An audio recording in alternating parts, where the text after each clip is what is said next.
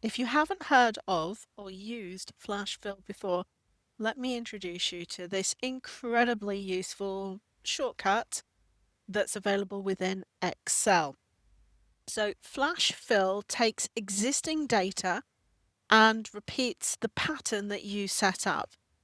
I've shown this to colleagues and they are amazed at how quick and easy it can work. You may have exported some data, and of course, however it's exported, that's how it looks, but that doesn't necessarily suit your requirements. So here's where Flash Fill can really help. On my first example, you can see I have got the full name, and what I want is to split it up. So I want first name, last name, and initials. Now, of course, I can use some of the other commands, but Flash Fill is so much quicker and easier. I just need to type in the first example. So on row 3, it's John, and that's all I need to set up. Microsoft has given us multiple ways of doing it. So the one that I like is actually using my fill handle, which you may have seen in another video. I can either left click and drag or right click and drag. It'll do the same job.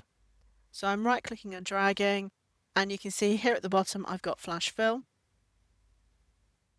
And it's immediately read that the cell next to it has the information and it's worked out what I need. Let's do this again with the surname, but this time I'm going to use one of the other options. So in Excel Desktop, on the home ribbon, on the far right hand side, I've got this little down arrow underneath the auto sum, which I'm sure most of you know where it is, which is fill. As I click on there, you can see it's saying I'm going to go down, right, up, down, but that's going to fill based on what I've got, which in this case is text, and it will copy it, which I don't want. But you can see at the bottom of the list is Flash Fill. As I choose that, it has now automatically, again, picked up the information. It's found what I typed in Smith. It's picked it up from the first cell and just repeated it throughout all of it. Let's try the last one. So the initials J and S. You'll notice I'm typing in and pressing return as I type things in to complete the command. So this time I am going to double click, which will copy JS, but I've then got my little button, my little option, which says, here are the different options. And I click on there, I can choose Flash Fill, which again, just does everything that I need. Such a quick and easy option. However, that's not all it can do. You can see on my next option down, I've got create email addresses. So I've already got Alice Cooper and sales, the department that she works in. And you can see the email is alice.cooper@mycompany. Now, because I have got more complex flash fill that I want it to do, I actually need to give it more than one example so it can work out the pattern. So I'm going to type in manually my second option for Ben Harris at company.com, hit return to complete.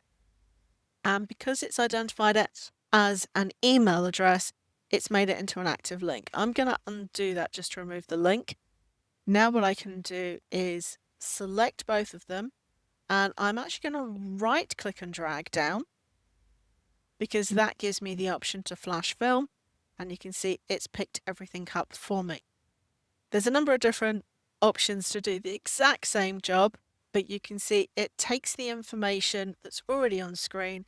It allows me to break up a cell into different columns and to create information based on the patterns quickly and easily.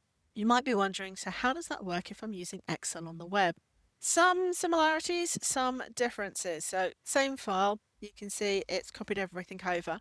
I'm just going to delete what I've created to show you the options. So first thing to note is that little fill icon on the ribbon doesn't exist here in Excel on the web. But that doesn't mean Flash Fill isn't available. It's just one less option to choose. Let me type the first name again to create that column. And again, this time I can choose to click and drag, copies it down, but I've got my fill options and I've got Flash Fill here. If you prefer keyboard shortcuts, there is a shortcut key for Flash Fill, which works both here on the web and on the desktop. As normal, you set up the first option so it can read it. The shortcut key is Control and the letter E. Not sure why it's chosen that letter, but you can see it's immediately worked. And finally, the initials. Let's just click and drag that down and choose from the options Flash Fill.